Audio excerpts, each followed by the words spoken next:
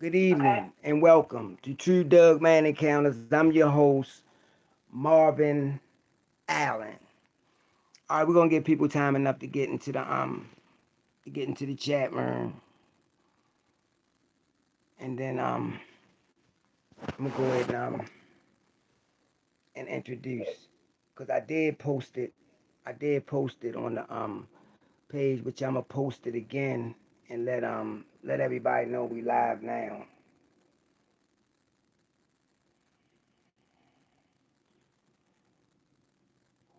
We got a good one tonight, y'all. So I'm gonna get them time enough to get in.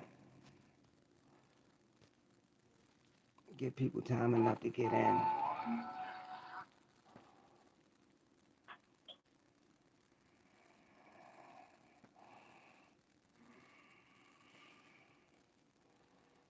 Yeah.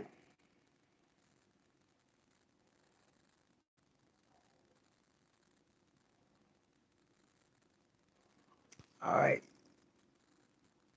We'll give people time enough to get into the chat room.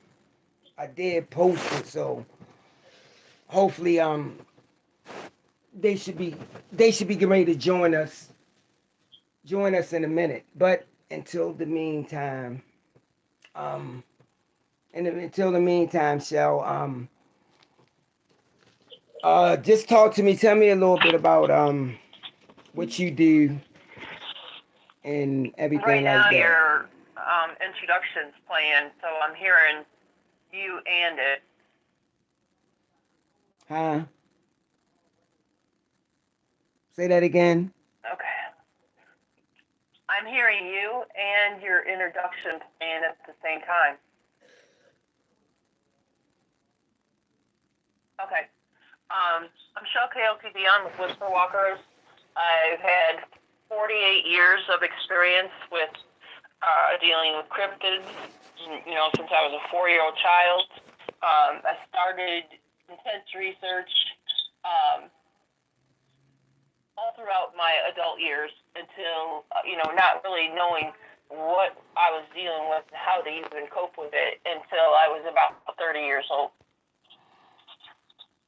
Okay. All right. So after you before you even got into researching and all that stuff like that, what is the first cryptid that you ever saw? Sasquatch. Can you tell us a little bit about that? Well, we had been haunted with them, since I was a kid. And the first time I actually seen one, I was it was chasing me and I was running for my life. So it's an intense story. Wow.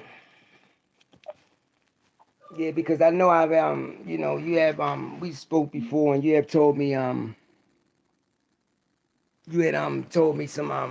things about. Take the organs and literally lick them clean, leaving the nerves attached. The nerves look like dental floss, and it'd be still attached, and Wow. it'd be laid out perfectly. And I've got pictures of their kill, and there won't be any blood on the scene at all left, and anywhere around the wound that it took these, it'll take a plug bite out of the abdomen, and then it'll literally suck the hair off the edges and make sure there's no blood left. And it lays all these organs out just like a display. It's the creepiest thing you've ever seen. And you're thinking, God Almighty, don't ever let me come and go with that thing. And I've been lucky enough. One time I was doing a live feed, and I've got the still shot of it, and then the live feed was in my own private group, and I have not figured out how to upload it or get it off of where it's at in a private group to get it, so I could share the live feed. Many people wanted to see it live coming out of the ground. We didn't even notice it. We were working on the track line. I had the live feed going, and I noticed in the live feed one of my students put in caps, span back to the right. And when I span back to the right, I seen it at the same time he was typing, "Get out of there, get back to the house, Right. get yourself to safety." And I seen the rake. Couldn't see it with my naked eye, but could see it through the camera. And we definitely did get to the house, and it was looking right at us. It was going to be coming for us, and it was broad daylight. Wow. And I was like, holy cow, I didn't know these things were even around me, and here it is coming up out of the ground at the back of my property.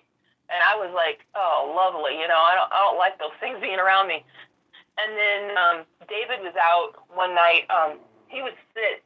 My daughter has a giant 4x4 truck, like a mudding truck. It's great big. And he'd get up in it and shut the doors because they had tinted windows. And he'd sit there and he'd just watch the cryptids in the night, you know, using night vision, whatever. And all of a sudden he seen something to the left, and he watched this, you know, people call them crawlers, not just the rake. I mean, I'm old school. I was back around when they first started being talked about, but my encounters with the rake started in 1988. So we can go back where my family was encountering these things and them running across the road in front of us and, you know, sliding our car sideways, trying not to hit the dang things. Right. And in our experience, at night, they can actually be like black. They're not just white or gray. They can blend in with the night. And David experienced this thing crawling on his hands and feet, going right past the truck, and then it went down the sidewalk across the driveway and then down behind the privacy fence. And when he seen it disappear behind the privacy fence, he was done. He got out of that truck and he made beat feet for the door. And he's like, I ain't staying out there no longer. He says, I can't believe what I just seen. It was the first time, of course, for him to encounter that. So it was very intense and very scary for him. Wow. And it is. It's a very unnerving sight when you see something that looks human, but it doesn't move human at all. Excuse this allergy season here. But Right. when they move, they've got their on like their fingers and toes. And I can go back to the very first time I was actually outdoors with one and seen it moving like a spider is how I would describe it. And I was only 3 feet from the door, and I got back inside there real quick, and I was terrified. They're scary looking. Wow. And their eyes are so reflective. They don't have eye glow like you see with some Sasquatch and some of these canines and stuff. They got this, you know, it's glowing from inside when it's pitch black outside and there's no reflectiveness anywhere, and you've got these eyes that are glowing at you. They don't have that quality. Their eyes are just really reflective when light hits them. Wow. Wow. That's crazy and that's creepy because a lot of people have been said, oh, they branched off from creepypasta. It's not real. It's not that. And then you got some. You know what? That creepypasta stuff irritates the crap out of me because those were fictional stories that this guy made up and he put out there like they were real. And his whole channel has irritated me up until he started interviewing witnesses. But prior to that, he was talking about an agent and all this crap. And I can sit there and tell you that 98% of everything that came out of their mouths were lies. And it hurt research. It hurts the viewers because then they don't know what to believe. They're hearing this guy talk like it's real, and it's not real. I mean, Right. this factual stuff is what should be put out there because there are people dealing with these creatures all around them, and they're searching for answers, and they don't need that kind of crap. And the creepypasta stuff, you know, this stuff came out within the last decade. I've been dealing with this thing called the rake and the ghoul, like I said, back in the 80s. And so the creepypasta thing has hurt research, it's hurt terminology, it's hurt everything all the way around. And I wish I could just go back in time and erase it out of people's heads because they're still watching it, they're still talking about it, and they're confusing it with things that are a reality.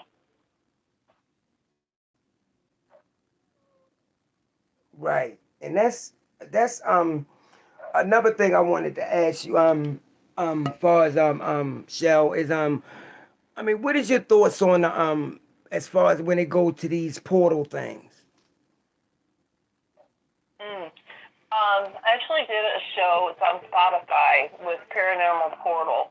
And I put it on my timeline, Shelke Oki Dion on Facebook. There's a link there. Somebody got some dogs barking right now. I'll just wait. Okay, so we actually were out hiking and ended up going through a portal, not knowing that we went through it, but we really had to fight to get our way back from it.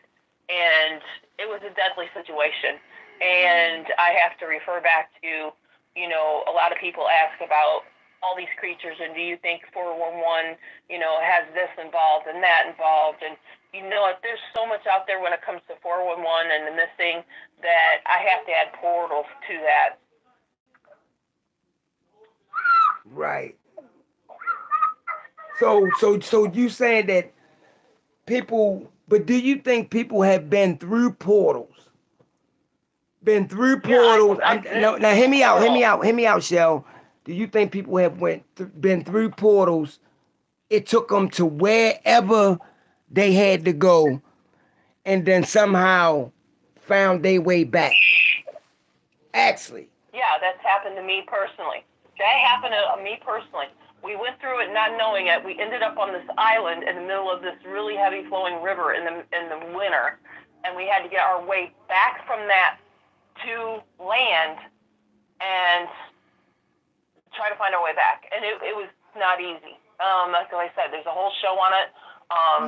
Me describing what happened, how it happened, and we didn't have any clue that we were walking through it. We took a shortcut that we know and got off the trail is what we did, and we cut the corner where we usually would do a 90-degree angle turn. In the winter, there was no foliage, so we were able to go diagonal to the trail where we cut through. And where we cut through, I remember there being some arches and some weird formations and stuff in the woods, and we were marveling at it when we looked at it. We were like, what made this? And why? It's like a perfect square, like a perfect doorway, And I remember remarking on it and stuff, and that had to be where we went through it.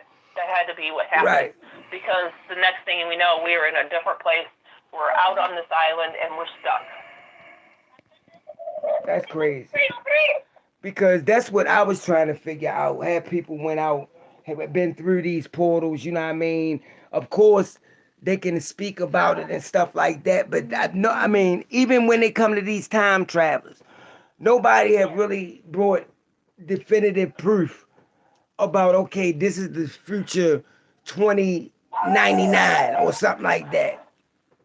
I don't know how you could bring proof. You couldn't see it. It's not like we could photograph it. I mean, I have my story, and my word is good. No, I mean, it could be some type of proof. They could bring maybe an object back or bring something back when they coming back through. It would have been in a stick out of the forest. I mean, it was just an island, and it was just regular forest on that island, just like where we were at. Right. I mean, when we were hiking.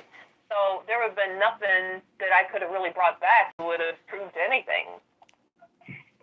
I mean, I understand what you're saying on your part, on your behalf, though, but I thought that maybe something was set out different from what we used to seeing. I don't think that I don't think that there always is. Somewhere in a laptop I haven't opened in years is the pictures of this, it was a stick in the ground that had a fork on one end, and then it had a stick in that fork, and then there was another one on the other side that had a fork at the top of it that the stick laid in that, and it made like a doorway. And it didn't look different. There was no waving. There was no disturbance in the air. There was nothing that would have told us anything different was afoot. It was just some sticks and, the structures. And that particular place that I was hiking, we went there because of structures. I mean, there's structures all over that place. So we didn't think that structure was anything different. And I still don't have proof that structure was where we actually entered it. I don't know. I just don't know. Hello, Dante. And I mean, you're right, though. You're right. You know what I mean? But that's what I always try to ask. I mean, hard questions. You know what I mean? Hard questions Mhm. like, do you think I, something was set out different from what we used to seeing? yeah, that's the only thing that I could think that was different than anything. I've never seen anything like it else in the field, and God, I was in the field for decades and never seen something that was formed to look like a rectangle doorway. Um, that's why I My think that bad, may have been baby. where we went wrong is, walking underneath that thing. Yeah. Another question I wanted to ask you. What do you think this what is it called again? This Mothman thing is? Mm, yeah, I've done a lot of research on that before they started claiming Mothman was in Chicago. And as you know, I'm 60 miles out of Chicago in the sticks. I'm an hour out of that. If you jump on the highway and there's no traffic, it's an hour. Um, but, sometimes it can take you three. but, yeah, we're out here in the sticks in central Illinois, surrounded by waterways and whatnot. And 6 miles to my northwest is one of the largest limestone quarries in the United States. It's the second largest. They shot the movie Chain Reaction with Keanu Reeves there. And all these years, it's been just a little bit of water patches here and there down there, and there's a little tree growth down in the bottom of it. We've climbed up on the hills and looked down in there, out of curiosity and stuff. And you can see, like, where they've made tunnels and stuff in those caverns back in there that was made years and years ago because they've been digging it for, almost a century. And so we had drought here for numerous years in a row. But that particular spring and winter, we had so much fluid and water filled up in a lot of these quarries. And so I was out one night and it was sunset, and Be the bigger person. before that happened, let me go to the before this. We were out like a week earlier than what I was just about to talk to. We were out and taking the ducks out about 2 o'clock in the morning, and usually you could hear crickets and things like that, but you couldn't hear anything. It was just dead silent.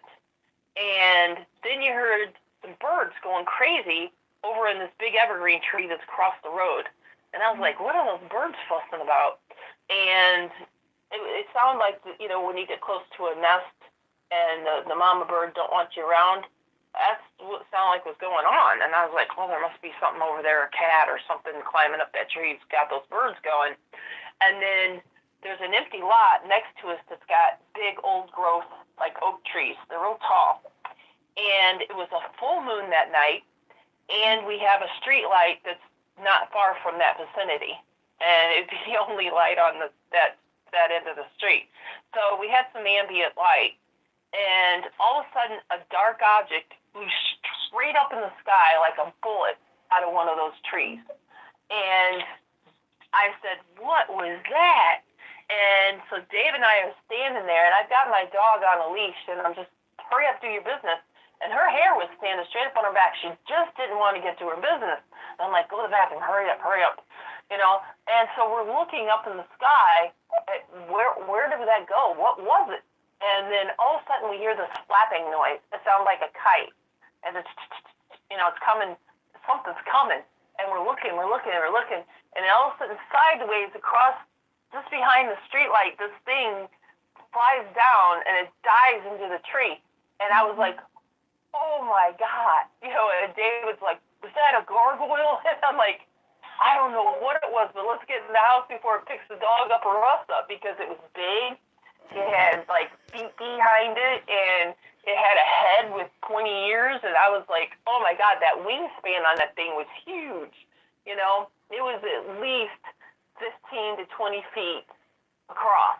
And I didn't know what to think. I was just like, this is something the movies are made of. This was nuts. So we got in the house and we were sitting there talking about it. We're both just so creeped out.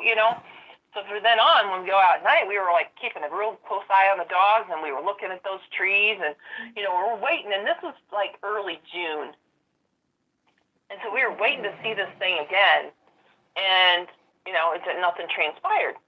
So go another week, and David was out there, plucking some weeds out of the garden and stuff like that. The garden was really starting to grow, and I was sitting in a lawn chair, and my dog is like a medium-sized dog, and she wouldn't go out and play. The big dogs were over there playing, but she wouldn't. She was always inside. Excuse me? My grandson, he left the gate open. Oh, okay. All right. So my dog's underneath the chair, and I'm like, what are you doing? What's the matter with you? And so she pops her head around the other side of the chair, and she looks up. And when she looked up, I seen it. It was standing up on a branch. And this one was around, I talked to J.C. Johnson about it, and we did a lot of work that's, summer chasing down these Mothman things and stuff. But this thing was like a mix of a canine and a bat. And it had teeth hanging from its belly. I got a good picture of it in the comparison shot to boot. I could share that with you. Jack Carey did a story on it and released those photos too. Anyway, it was looking right down at us, and its eyes, it had some eye shine to it that was like just a silver color. And, you didn't see no pupil or anything. I don't know if it was reflective or this thing actually had some glow to it, because the sun was setting, and the sun was on that area, so I'm thinking it was just reflective. So I took a picture of it, and I said, David, look up in that tree. And he's like, what the heck is that thing? It's at least 5 foot tall, and maybe 6. And so he comes, and I said, get the dog and go get my good camera. Because I had my cell phone out there, I could take pictures with, and you don't go in the backyard and not at least have a cell phone on you, because Right. you never know what you're going to see or what you might need to be looking at, that you can't see with your eyes because you heard some noise or racket. And so he got the dogs in, he come back with a good camera, I took photos of it, it just stayed there, so I waited until the next night, same time, and went out there and did my comparison on, the next night, and it wasn't there the next night. So then the Mothman started getting reported out of Chicago, and David and I both were looking at each other going, I think this has something to do with what we've been witnessing here this whole month. And so, he's from that area, so we went up there and went to some of these areas where people reported it, and consequently, the reports were coming with, now there's quarries all over the little suburbs, the western suburbs of Chicago, because for one, that's how they built a lot of the city, and people used to swim in these, and it was a form of recreation. Well, then the water levels have gone down over the years, and to where when we would drive around them, they have guardrails and they have some fences, and you would look way down in there, and you could see some pretty water way down in there. But David knew, exactly the areas where these things were, because that was where he was from. And so he took us to those places. And there's a huge waterway, the I&M Canal, that comes off there, and it's flowing in a dam there and stuff. And the dam was wide open. There was a lot of flooded areas and stuff. And it got me thinking, what if these things have been washed out of the caves that they were in, or what they usually typically live in? So I had run that by J.C. Johnson, and he's like, well, can you get back up into those areas and, take some photographs and stuff? And I was like, yeah, sure. So I did, and the water level was just like right up close to the road. They were fully filled. And Wow. because I think you're on to something. And so then the Mothman continued getting, people saying they seen it. One night Dave was out, and he had his camera. He was just walking around out there. He checked the garden out, sunset. A lot of cryptid activity late at night like that, or late in the afternoon, early evening, I should say, not late at night. Because once the sun goes down, you have activity here until the sun comes up, and sometimes it goes beyond that. But so he had his camera in his hand, and he was close to this thing to the point it made some noise and moved. And we went out and measured where this thing was, and it was over 12 feet tall. And it had red glowing eyes, and we called it a bat creature because there was no other term for it. And it had a long face, not like a Mothman where they say it's got a pointy nose and, looks like a moth. This thing looked more like, we've questioned, is it the Jersey Devil even? It had its wings behind its back, which come up over its head. And if you look at it head on, it almost looks like horns because the top of its wings, kind of got like a ball like into it, and like a joint, And so you see its long nose, and it really reminds you of a horse in the nose area where the nostrils were, and much shorter than a horse's face would be. And like I said, it had red glowing eyes. And so when he come back with that photo and said, look, this is what I just took a picture of, I was like, I think we got our Mothman solved.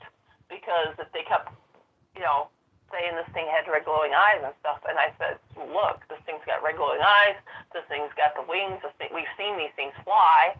And then it was just like a week later than that, we were out 7 o'clock in the morning, and we were watching squirrels just run like they were on fire, like they were trying to get away from something. And David said, hey, you got your phone, take a picture. And so I took a picture, and there was literally this canine-looking bat thing that scooped up one of the squirrels and ran under that evergreen tree that I had talked about earlier. And I got a picture of it hunched down, and it had already chomped down that squirrel that fast. I mean, just chomp, chomp, chomp, it was gone. And so we got a picture of what I think is the father, the mother up in the tree with the teeth, and of the young after it had grown a little bit, and it was only like about 2.5 foot tall.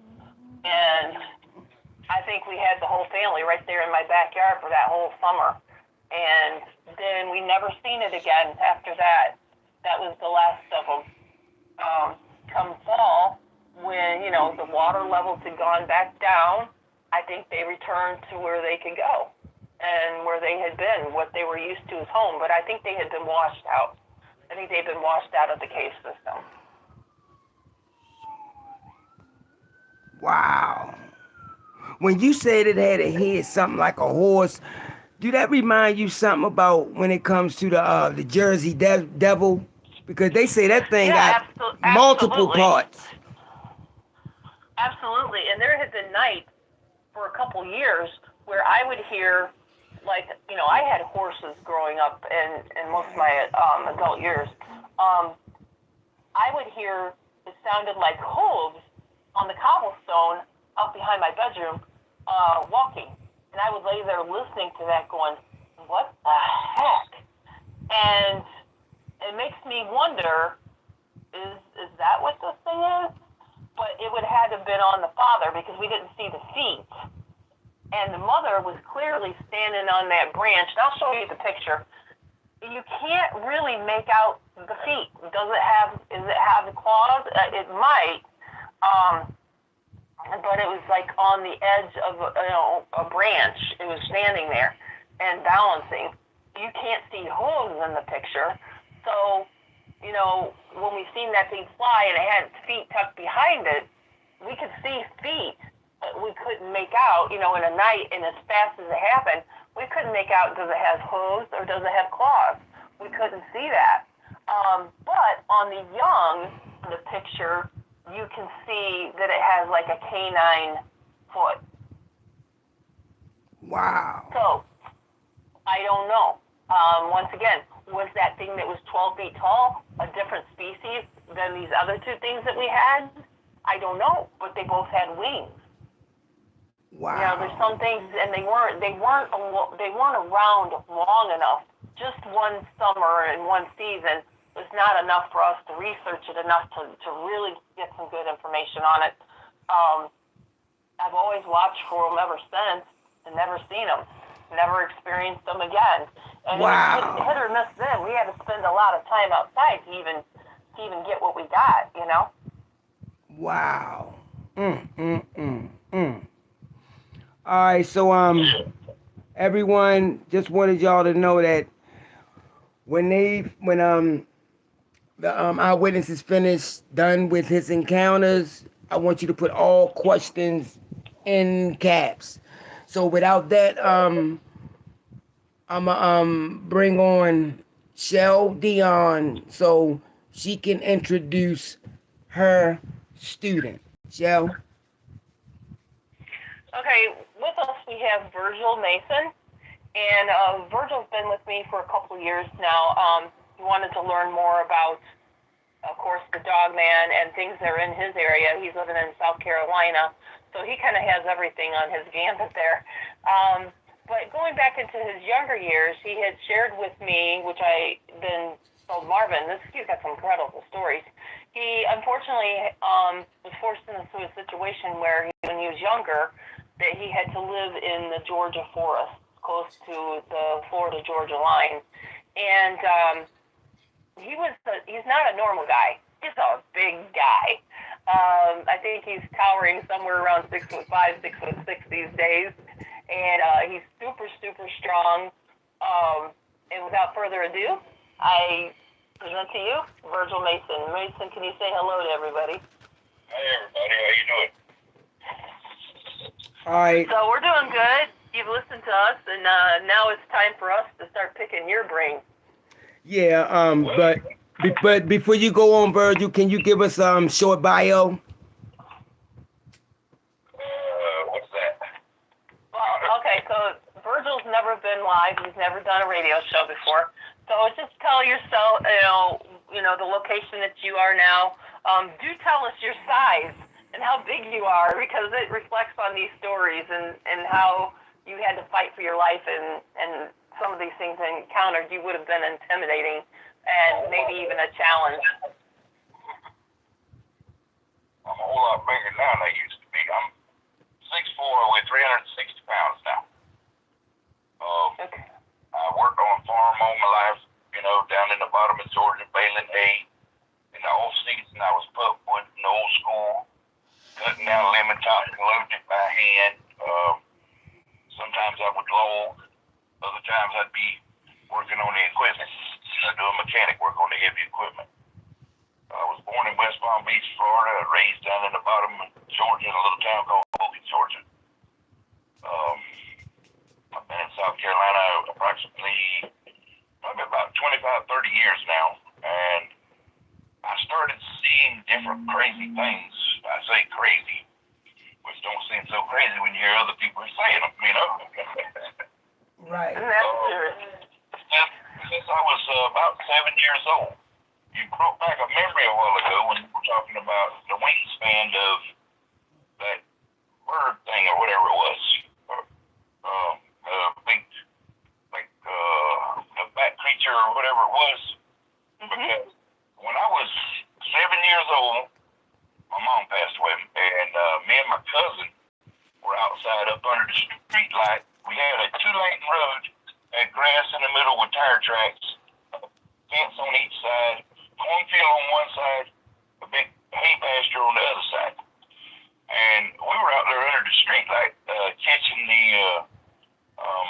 we call them mole crickets. We use them for bait, when we go fishing.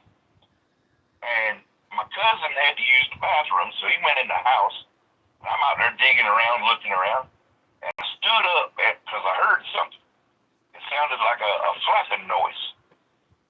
And I stood up and I started looking around. And I looked down the 2-lane driveway. Our driveway was probably a good 150 yards long.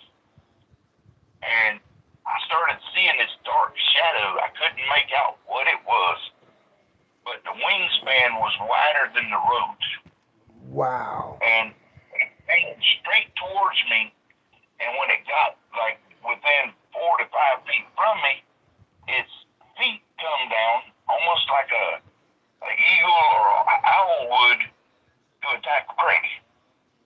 And when it did, I panicked. I just fell backwards like the Nesty Bunch and hit the ground I never seen it again. I don't know what it was, still to today. It wasn't a bird. It was too big. And that flapping noise is like what I described would sound like a kite. You could tell it doesn't have any fur on its wings. You can tell it's not a bird. It was quiet. It didn't sound like feathers. I mean, not quiet, but it more of a flapping sound than like you take a garbage bag and shake it in the air, kind of. Yeah, exactly. It was more that sound than it was like a bird with feathers, because a bird with feathers, you don't hear them, you know? Right. And, Could you guess on it? Were you close enough to get a color? Could you see a color? it was like a dark grayish, kind of, almost like a bat, kind of. The color of it was like a dark grayish, almost black, but not black, like a dark, like a, what do they call it? Like gray, or you call it? Like a sooty color. Yes, yeah. That's kind of like what I've seen too. Okay, I got you now. Virgil, now you told us how big the wings was. Could you estimate how big the body was? Yeah, the body of whatever it was a good at least 4.5, maybe 5 feet long. The wingspan had to been over 12, maybe close to 14 feet wide. Wow. Similar to the same thing I seen then. Wow. Did you see any ears? Could you see ears sticking up on it? To be honest with you, I was 7 years old. When I seen it coming down, all I was doing was trying to get out of the way. Yeah. Hey, me and you both. That's pretty scary for a 7-year-old to witness. That is intense. I didn't go back out there and catch ground puppies for about 2 weeks. Yeah, I know. At night, I've been like taking the dogs out earlier and not wanting to go back out there when I've seen the same thing, because it reminds you of a gargoyle or something, and it's really intimidating. It's really scary. It's not it's like you've seen something out of this world that you only see on TV and make believe. Right. It's hard to wrap your head around these things. Sometimes I wonder what would have happened if I would have stayed standing. Wow. You might have been grabbed. You wouldn't be telling this. Grabbed. You wouldn't be telling this story. Yeah. It might have been the end of my story. Yeah, you're right. Yeah, we'd never known you'd been one of those missing 411s. And that's my point again. It brings us back to that. I get asked that so much. There's so much out there. How can they be blaming 411 just on Sasquatch or just on Dogman Any and cryptid. Sasquatch? I mean, right. Any cryptid. There's so many.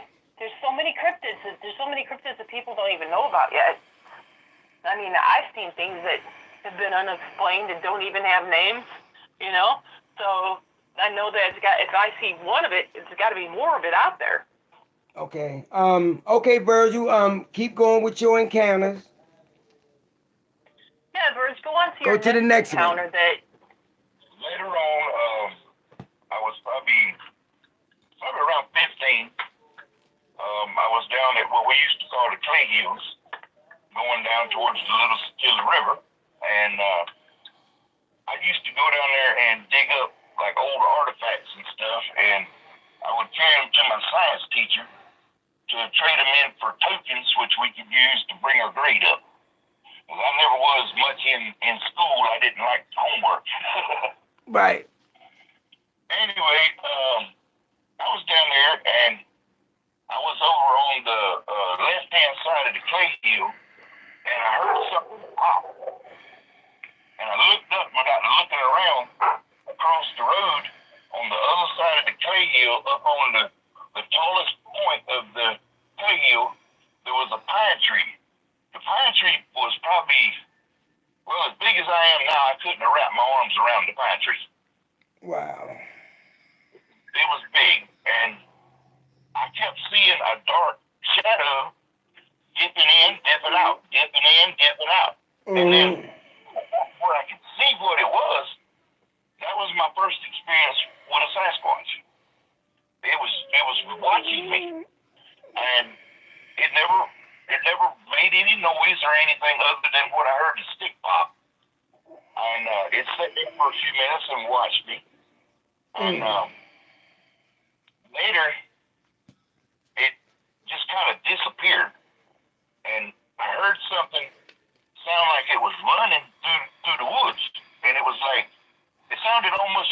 like running through a pile of leaves. Okay. And the next thing I know, about, it wasn't maybe, right now I'm only 17 years old, so I'm guesstimating.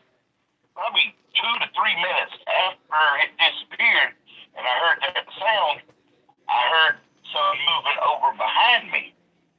Then it was only maybe 50 yards at the max from me. Right.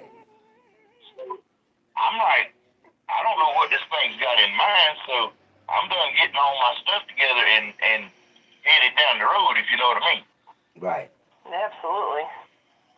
But I've had, when I was, living in the woods, when I didn't have any other place to go, I've had heard noises walking around me all the time at night.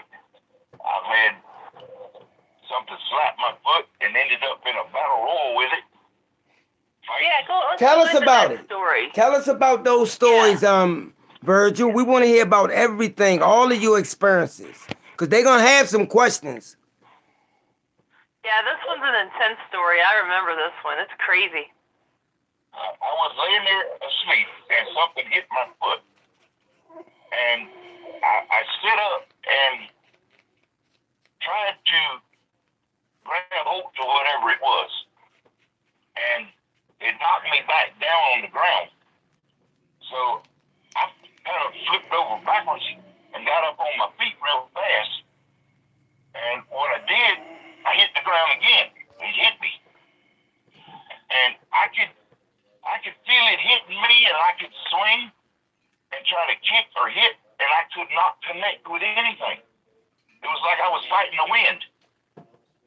And then finally, during the battle, we ended up kind of in a tussle, like on the ground. And it rolled me over, and it hit me. First, did it have hair? Could you feel hair? I could feel hair. I couldn't feel, this is the weird part. When I haven't got to the part where I said I had the scratches, but the weird part was I didn't feel it. I don't know whether my adrenaline was going so much that I couldn't feel it or what, because I was freaking out because I was doing everything in my power to fight back against whatever this was, and it seemed like I was doing no good. It was like I couldn't hit it. I couldn't grab it. I mean, because if I could have grabbed it, I could have held on to it at least and being able to hit it, It was weird. I don't know really how to explain it, but during the battle, like I said, we got to tussling, and I hit it one time, and I popped up to keep fighting, and it's like it just vanished. It was gone. And the next It was morning, done with you. The next morning when I got up, I had 3 scratches across my chest and 2 places with 3 scratches across my back.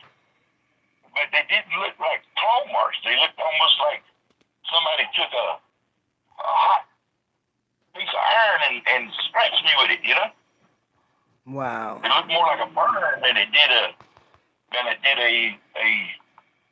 scratch mark. And so was it deep? Were the wounds deep? It wasn't real deep, but it was. I want to say maybe through the top couple of layers of skin, So it had some claws to it, and you say it was three claws. 3 claws, and the weirdest thing about it was, like I said, it looked like a burn, but I don't know if you've ever seen how it burns sometimes. It like when it scabs over, it kind of peels up in one big piece. Mhm. That's the way it did on all of my scratches. Wow. And you went and sought help from this Christian leader, is what I recall of that story, right? I talked to my best friend's mother. She was real into the church thing, really Christian, and she said that she thought that I had encountered some kind of a demon.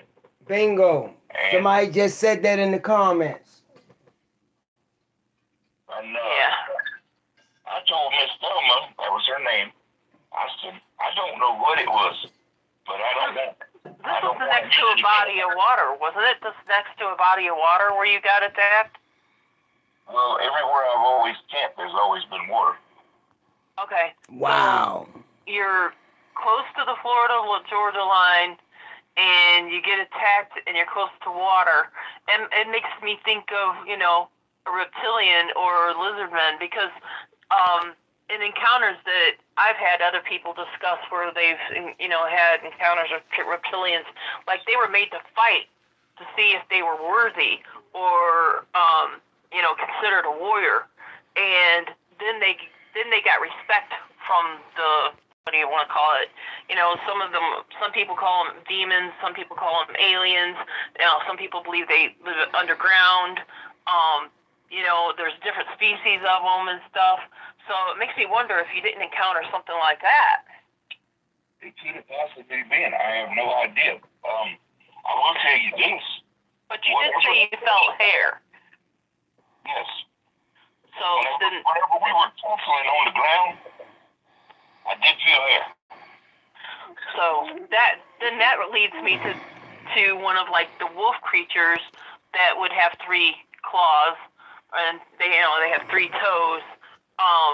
And I've got pictures of that if anybody's curious. But so maybe, you know, I know that the young males can be a little aggressive, and it may have seen an opportunity to like fight with a human because of your size. It may have thought, you know, I wonder if I can take on that human or something. And you know, maybe that's what you got to tango with. And then once you hit it, it went, ooh, he's pretty strong, and that hurt. And, you know, he got out of there. Was there any time that maybe you felt like a muzzle or a face when you connected, when you hit? Did you? When I connected, all I felt was like hair, and the head flew back as I hit, you know? Mm-hmm. But I wasn't focused on trying to see what it was. I was focused on trying to get it off of me. Yeah, because it was, you know, the dead of the night. There's no light, and you're, you know, fighting for your life. And I'm probably 4 miles back in the swamp, so I don't know what's got me, you know? now you're in the swamp. Oh, that's just crazy. That's an intense story, man. Yes. The crazy thing is, I will tell you this: whatever it was taller than me, and I was 6'4" at the time. I weighed 189 pounds, and I had to jump my max to kick high enough to reach where its head would have been. Wow. Wow. And I could, I'm gonna use this for a scenario. When I was that age, I could stand flat-footed and jump up on the side rail of a pickup truck, an average-sized pickup truck, flat-footed. So something that's pretty dang big. Wow. Yes, it If you is. see the area, there was trees knocked down. There was limbs broke out of the trees. Yeah, you had mentioned to me that, you know, it had been throwing you up against trees and everything else. Yeah. I'm surprised you didn't have any broken bones. Right. I have never in my life, I've been hit by some big men. And I ain't never been hit that hard since. Wow. I mean, it was like, wham. It started with your feet. It started at your feet. So there's the scenario here is like, there's so many different creatures it could have been, because dogmen they're notorious for getting people by the ankle or getting people by the feet. And so my thought goes to that, you know, then the lizard men, you know, I just don't tell them what this thing was. You're right. Especially when you say 3 claws, because I was thinking reptilian too. Yeah, yeah, exactly. And the power, they're very powerful. And, yeah, And that's yeah, crazy. and they get real big too. Did you? They're giants. I've gotten pictures of them. They're like 12 feet and more. Have you, did you, when you were looking around at the damage the next day, the trees and everything else, did you notice like any footprints or claw marks on the ground or anything like that? I know you were a young age and this stuff couldn't have occurred to you at the time because you were probably in shock and stuff. But did you happen to notice anything? The only thing I can remember seeing was a strange looking, looked almost like a footprint, but it only had 3 toes. And that leads you to either a reptilian or a wolf creature. Wow. It looked like, you know how you know how a cat can retract its claws. Whatever this was like a bear. It couldn't, because you could see the claw too. Was the footprint that it went with long, or was it short? It was probably, well, I wear a size 13, and it was probably almost as long as my foot. Wow. So it sounds more like a lizard man. That's a big boy. Either that or a big wolf creature. Right. That's And come to. We got one of 2 things it could be.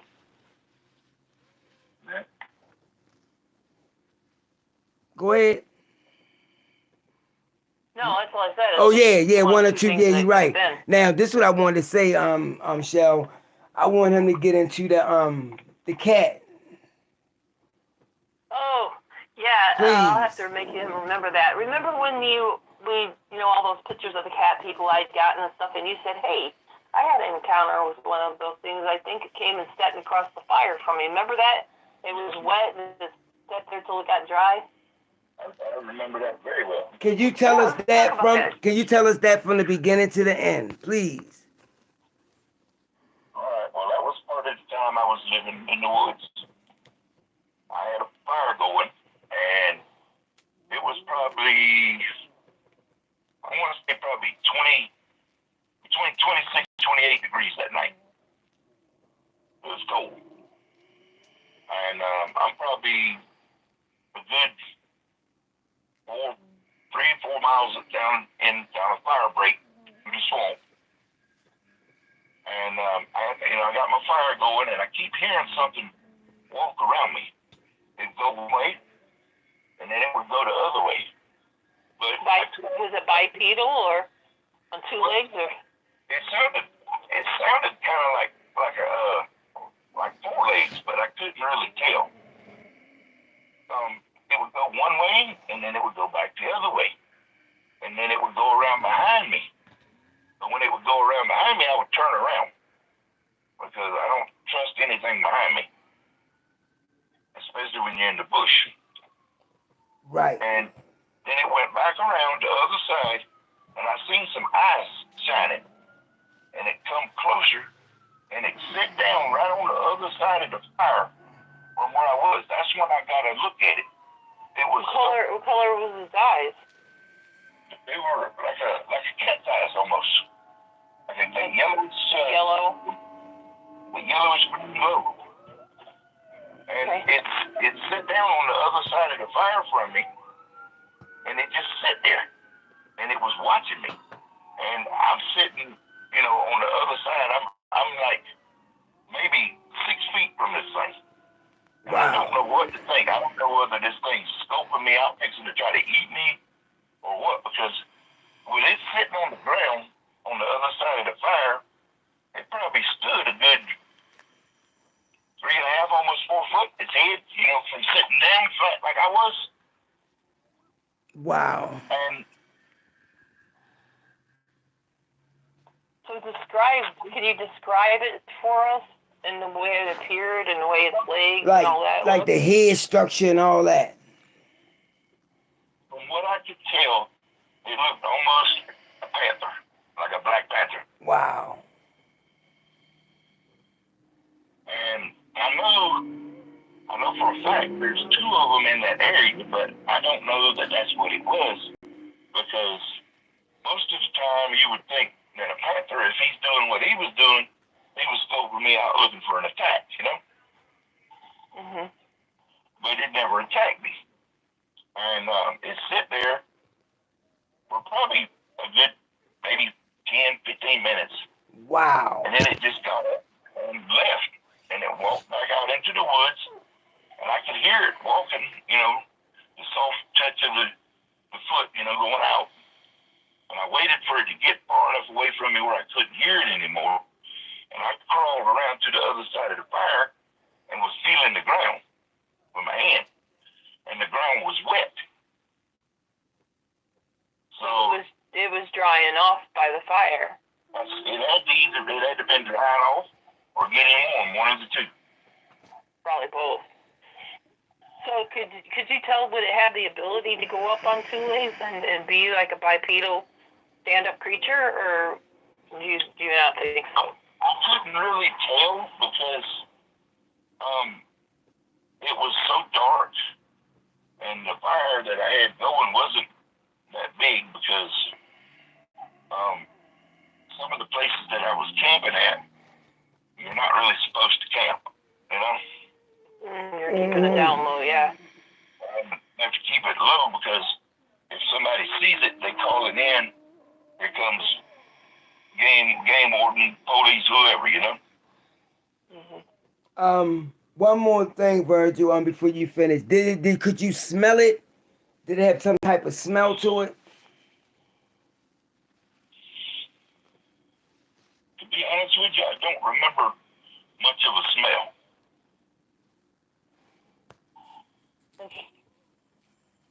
Did you see his ears?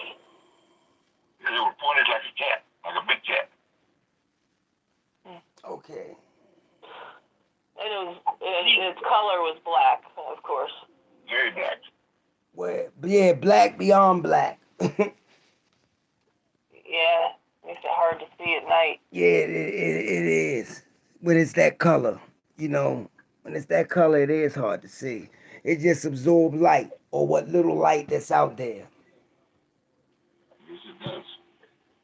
Because when it stepped away from that fire, I couldn't see it at all. Oh, I know. I couldn't see it. Even a shadow. I looked for like a shadow, you know, to try to figure out what direction it went.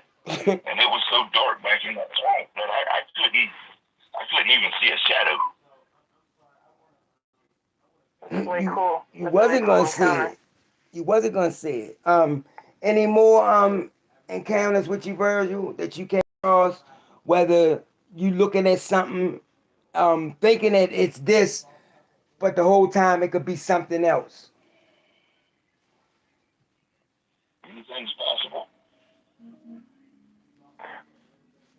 And you lived in Missouri too for a stint there too, and you had some encounter over there, didn't you? I just seen something going to work one morning. That was it. You want to elaborate, or? Well, I mean, there wasn't a whole lot to it.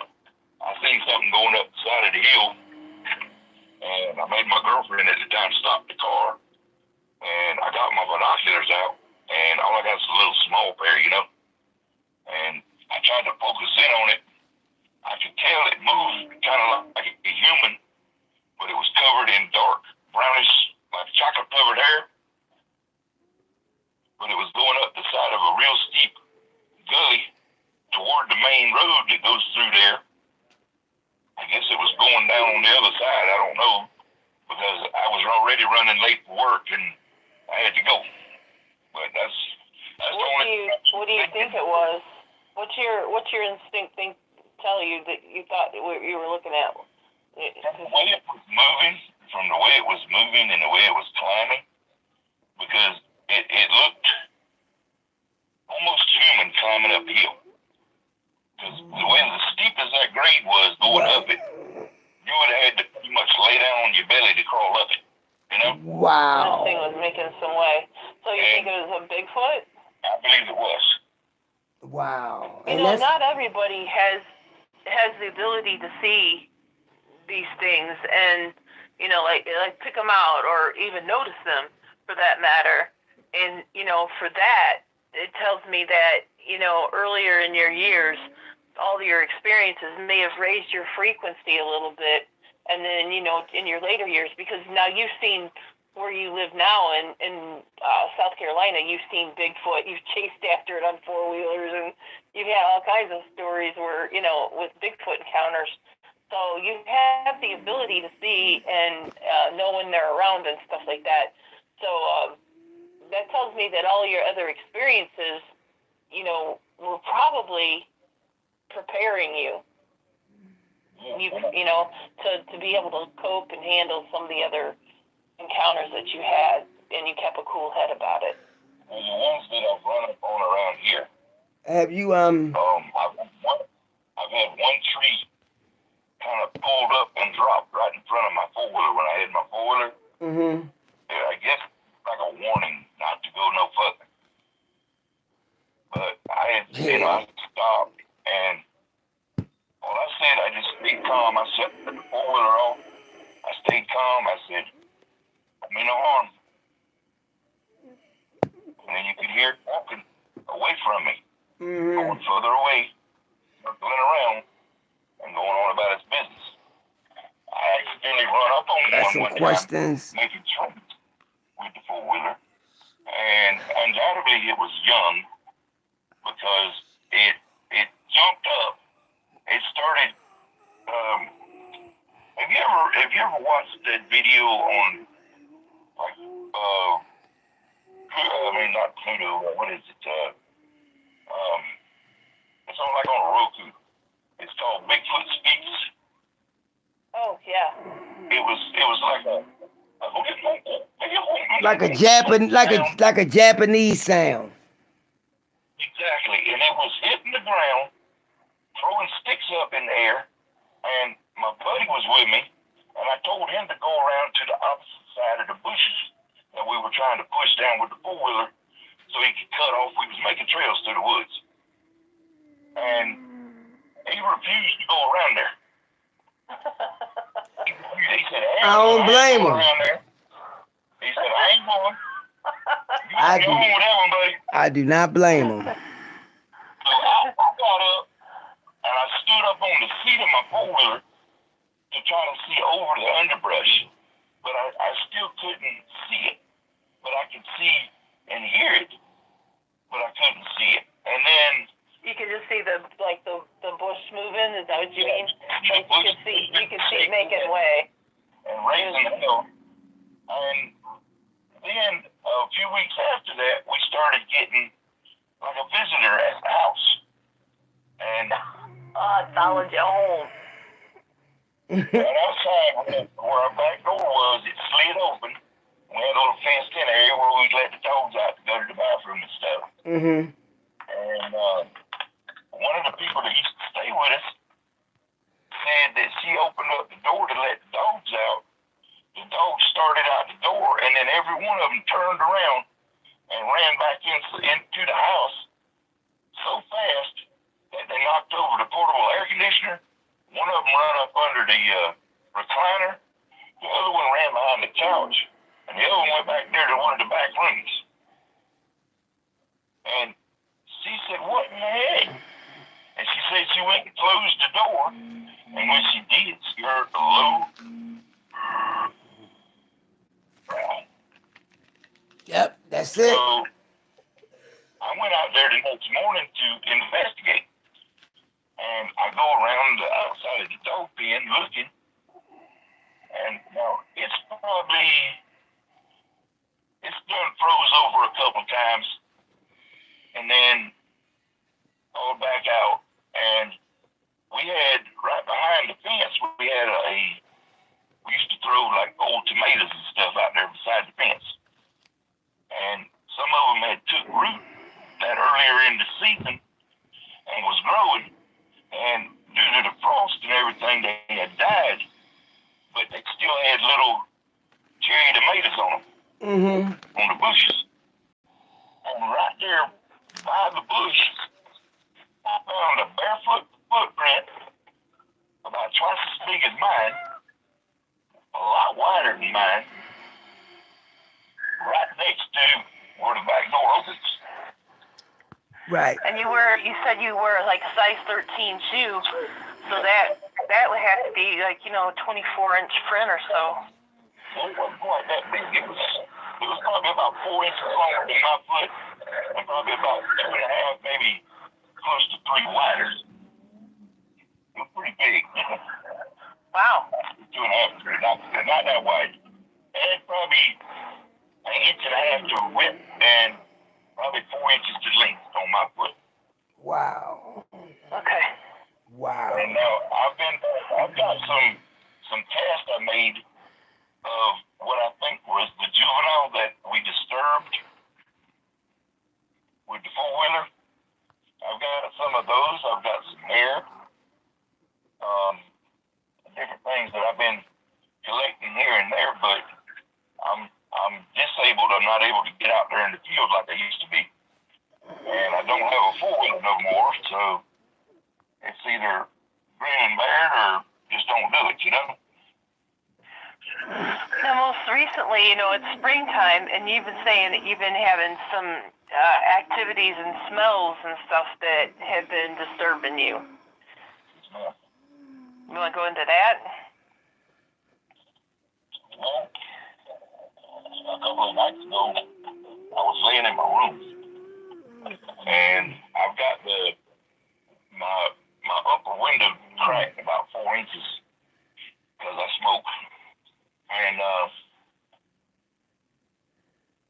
I got this god-awful smell. Smell like a cross between a skunk, a wet dog, and rotten garbage. And it was so strong it almost brought tears to my eyes. Wow. That's strong. Oh, what in the heck? And I reached over and I went to move the curtain with my fingers and look out the window. And when I moved the curtain, I didn't see anything or didn't hear anything. So I let the curtain go. And right after I let the curtain go, something ran into the air conditioner unit, the central heating air. It's right behind my window, my bedroom window. It ran into it. And I opened the window back up trying to see again, but it's gone. Wow. Always a minute and a dollar short when it comes to trying to see what's, you know, messing around your windows and stuff. I know that. Absolutely. They're fast. It don't never fail. It's almost like they can sense what your next move is.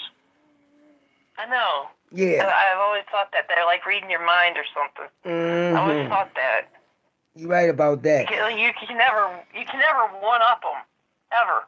Whether it's Sasquatch, Dogman, whatever. It's like they're always a step ahead of you, man. I've tried so many tricks, you wouldn't even believe it. I took my trail camera and actually put it on a backpack and went through the woods with the trail camera facing the opposite direction. Yeah, that's a good source. I've done that too. Yeah. And I didn't get anything. It seems like they sense that you do that, or that they know what you've done. You know. I have a suggestion for by your window. If you could get some double-sided tape, just put that around your window, because like I know in my house I've gotten a lot of like hairs and stuff like that you can examine where they'll put their hand up against it, and then when they move away, like it grabs their hair. So I like just put it like it's framing the window, and you know they don't notice it then, and it'll grab a piece of hair or two, and you could just at least you'll have a color and maybe you know if you're dealing with Dogman, you know, Sasquatch or whatever. That might help to figure out what it is. Wow, you're right. You're absolutely right about that. That's a good point. You made a good point. I've also, back in, you know, my younger years of your research, like, I really don't agree with feeding or giving them food and gifting them food or anything like that in any way. I don't suggest it. but if you could draw it away from your house, maybe out towards your garden or something, and just put a little dog food in like a bin, and have line the bin with some double-sided tape too. You might be able to get them over there, get some hair, and if you still have that trail camera or something, maybe you could set it up somewhere, and maybe you could get a picture of what's doing it. Well, I've done something similar to that. Down where I hunt at, one of the places that I hunt is next to a swamp, and I've been sitting in my tree stand before, and I kept feeling something hit me from behind. And I go to looking around. This is a homemade tree stand. It's like a pallet been converted into a tree stand. It's probably 4 foot wide, 4 foot long, or whatever.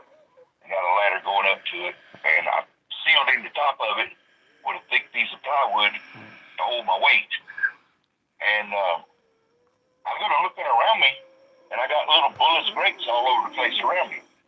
But I look up and I look around the trees, and there's not a grapevine nowhere near me. Wow. So I'm sitting there waiting for my ride to pick me up. I was hunting with a buddy of mine. So they were trying to feed you. They were throwing you grapes. Well, this is the wild part. I was sitting there waiting on him to come pick me up, and I felt another grape hit me. And I looked over my shoulder, on my right-hand side, I looked over my shoulder, and I seen a dark head just kind of dunked down in a little gully, like in a little ditch. And I'm thinking, well, maybe it's just somebody messing with me, So I'm sitting there, I waited, and I felt it a couple more times. And about 10 or 15 minutes later, my buddy pulls around there, the headlights shining in the truck and everything, gets me. And before I leave, I got a tangerine. I took, and I'm standing on a tree stand that I built. It's only like 6 feet off the ground. But with me standing on top of it, that puts me up there anywhere between 12 to 13 feet higher. I took the little tangerine and I stuck it in the fork of the tree up there, almost as high as I could reach. Mm-hmm. I come back the next day, it's still there. I didn't pay no mind to it. The next morning when I came back over there, it was gone. So before I got up in the tree stand, I put the gun up on the tree stand, and I started walking around, looking, trying to find peelings or anything like a squirrel or something that got a hold to it or whatever, And I never found anything. So I go back and I get in the tree stand, and I go home that night. I left another one up there. I came back the next morning, it was gone. And when I went to step to get up on the ladder to get on my tree stand, I had a pile of grapes about 8 inches round and about 3 inches tall laying right at the bottom step of my tree stand. Oh, they gifted you back. That's cool. Whatever it was had to have hands, because how else is it going to tote that many grapes? How's it going to pick them? How's it going to pick them and carry them? So it kind of tripped me out. And later that afternoon, getting close to time to quit hunting, I got down out of the tree stand and I walked away from my tree stand back down in the woods a little ways. I had to use the restroom. So I finished up doing what I'm doing, and I go to zip up, and I turn, and what I did, it just froze. It's like one arm kind of up, one arm kind of down, legs kind of spread. It just froze. And I could see it plain as day, because it wasn't maybe 60 feet from me, but it was getting dark. You could still see, from the sunlight coming through the trees. And I could tell it was a female because it had small breasts. But it wasn't like what I seen in Georgia. What I seen in Georgia was probably 8 foot tall, 400 or 500 pounds. This thing was only maybe 6 foot tall and kind of frail looking. It was kind of skinny. A female Bigfoot. Yeah. A young one. But I turned to pick up the gun and turned back, and it was gone. Just that quick. Bam. Wow. I wasn't going to shoot it. I wasn't going to shoot it. I would never do that. It just, I was picking my gun up because I knew I had to go, you know? And it just, poof, disappeared like. And the weird thing was, where it was standing at, you know, when you look at the wood, you see a patch of woods that's kind of like an opening. You know, it's got very few trees. The sunlight comes in from the top. That's where it was standing when I first seen it. So just as me turning to pick up the gun and turning back, that thing had to travel at least 40 feet to get out of my sight. They are quick, man. They are quick. Yes, they are. Too quick. Yeah, they're unnervingly quick. There was one time when I seen one running, and it freaked me out so bad. I was like, I'm never doing research again. I'm done. Because it seemed like it was moving 60 miles an hour. It was just like, you know, if you ever watch Vampire Diaries, it's like a vampire, you know, and boom, they were moving. It's like, it freaked me out the first time I seen a Sasquatch move at its full clip. It was like, man, if they wanted us, there is no way we would ever get away. And then the first time I seen a Dogman doing its leaps and its jumps, which would be 60, 70 feet, just, you know, and it had this energy arc. I actually caught on the camera that it was like going through the air, these arcs. I was like, there's no way. There's no way. If they want us, we're had. Oh, yeah, ain't There's no question. just no way getting away from that. I haven't seen one yet, but I want to. Oh, I know boy. you do. No, You don't want to see one. I tell everybody this. They're telling me all the time. People come to me constantly say, I want to see a Dogman. I want to see a Dogman. No, you don't. I'm like, no, you don't. Because your life changes forever.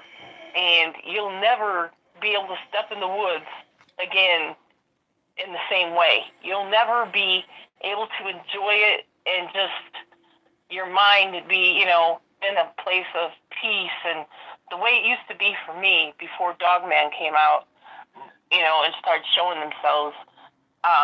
You know, it was, the forest was my escape. It was just such a great peacefulness and a way for me to escape everything. And then after Dogman and Rake and all the other crap that I've encountered, I can't go to the forest anymore and it be my peaceful escape or my place, you know. I used to be the one where, you know, somebody'd say, would you rather go to a beach or would you rather go to the mountains or go to the forest? You know, and I'd always say mountains or forest, you know, over a beach. But I have to say these days, I'd rather go to the beach. Because there ain't no peace in those woods. I can see that. And that's the truth. I've always been the, I guess you would say the curious type. Yeah, me too. And you know what happens to those? You know, I'm going to kill the cat. Exactly. I've always been one of those ones that I had to see it for myself to believe it. And, you know, I learned to never say never. And research has taught me that, where other people said, oh, I encountered this. And I'd be like, oh, no way. You know, I learned, you trust what they say and put it in your back pocket, because you don't know when you might have to pull it out for yourself. Because there's things out there that we can't explain, man can't explain, and we can't count on our government to explain it for us. Because if they did, they would lose so much money. I mean, you know, when it comes to the parks that they have to man and how much guards they would have to add and train and gunfire, and then that's just the park systems. And then you got the farmers complaining about how much, you know, their fields are being destroyed and they're owed money because these cryptids did this, they did that.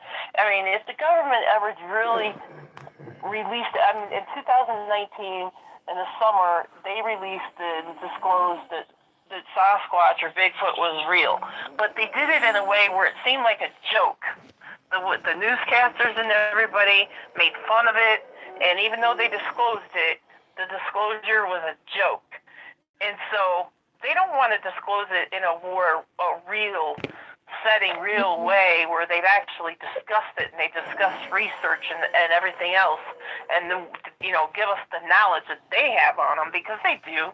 They've had bodies and they recovered lots of them from fires and things like that were still alive, and the government knows and always has. They call them species number 5. That was what they called Sasquatch.